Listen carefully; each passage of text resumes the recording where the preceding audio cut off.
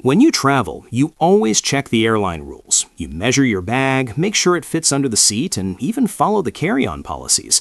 Yet at the airport, TSA or the gate agent sometimes stops you, and it can be stressful, especially for seniors.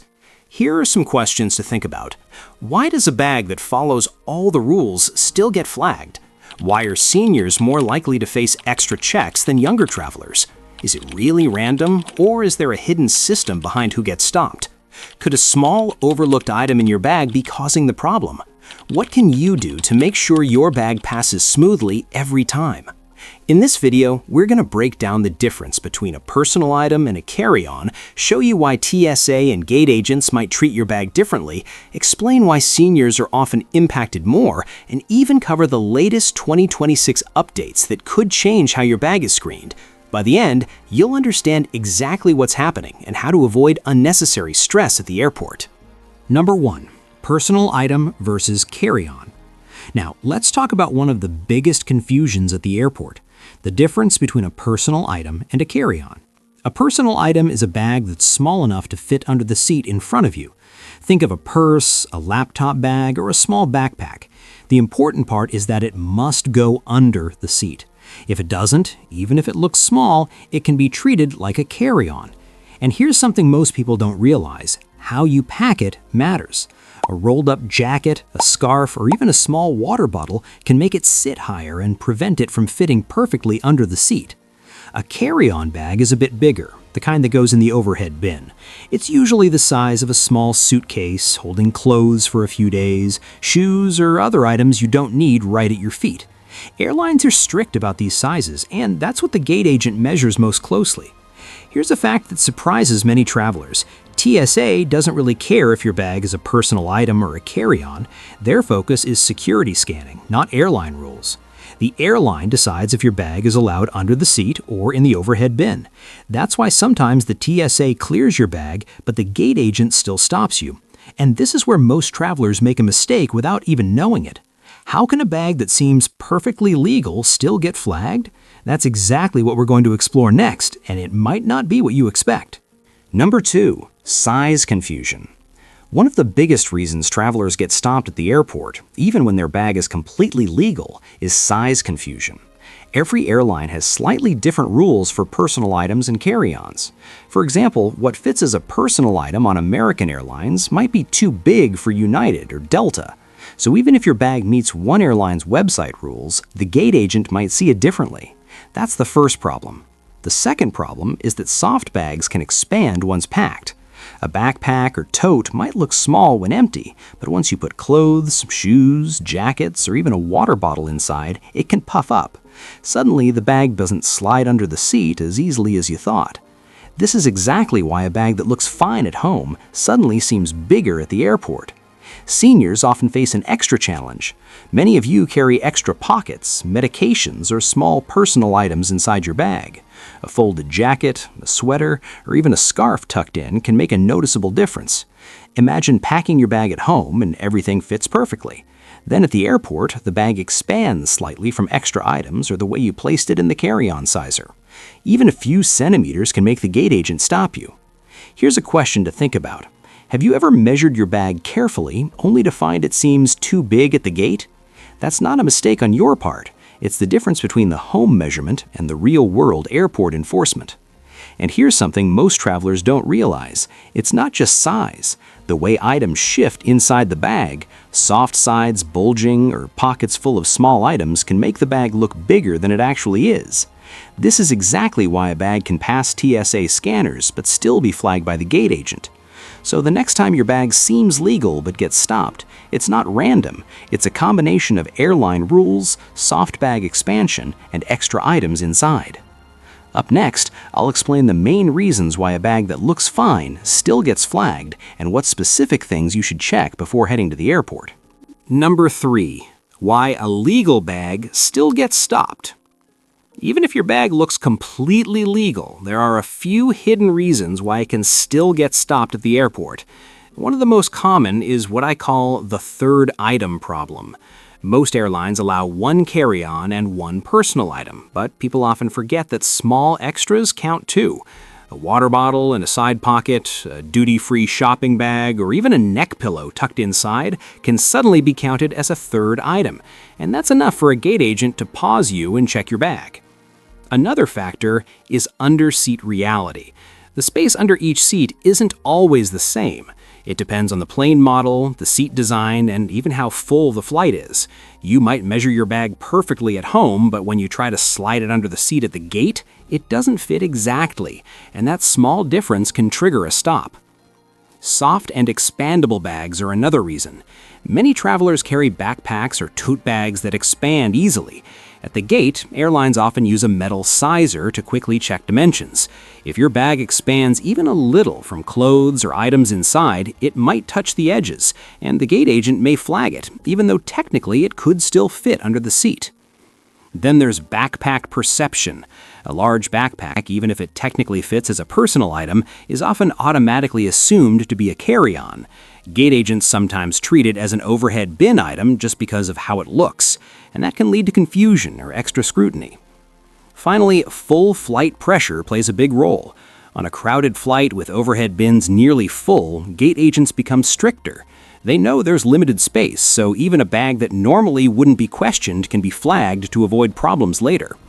Have you ever wondered why it feels like you're being judged unfairly even when your bag seems perfect? These are the exact reasons. It's not about breaking rules, it's about real-world constraints and small details that most travelers never consider. Up next, I'll explain why seniors are often affected more than others, and what you can do to avoid these hidden issues without stress. Number 4. Why seniors are flagged more often. Now, let's talk about something many travelers notice but rarely understand: why seniors often get flagged more than younger passengers. First, let me be very clear. It's not because of your age. TSA and airlines don't have a rule that targets seniors. The reason is more subtle. It's about behavior and the items you carry. For example, many seniors carry medical items like prescription bottles, pill organizers, or insulin kits. These are absolutely allowed, but they can trigger extra checks simply because they require attention or separate inspection. Then there are walking aids, canes, walkers, or even small mobility devices. Again, perfectly legal, but they attract extra scrutiny at security checkpoints. Many seniors also carry extra layers like jackets, scarves, or sweaters, sometimes rolled or folded inside their personal item. These can make the bag look bulkier or heavier, and it's enough for a gate agent to pause you for a check.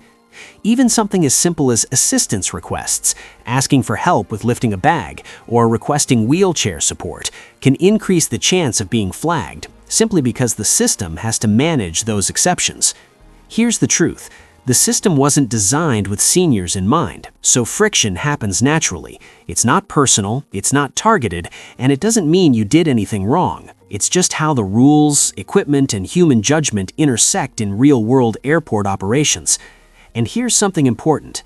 In the next section, I'll explain why TSA might clear your bag, but the gate agent can still stop you, and what exactly they're looking for. If you've ever felt frustrated standing at the gate thinking, "I followed the rules, why am I being stopped?" This will explain it clearly.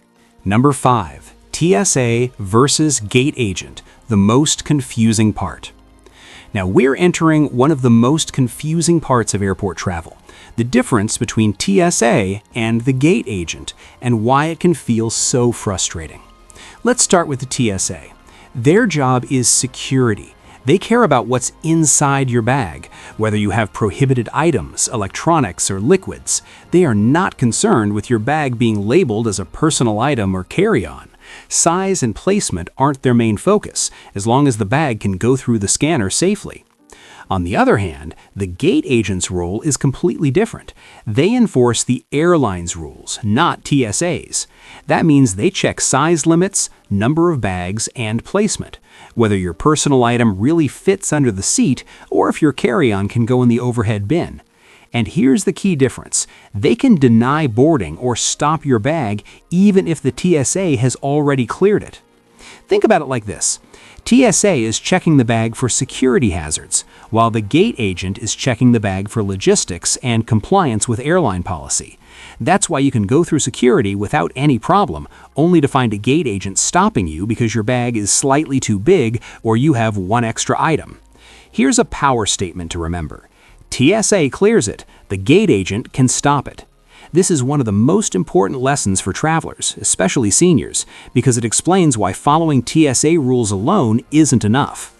And coming up next, I'll show you the new 2026 updates that could change how both TSA and gate agents handle your bag.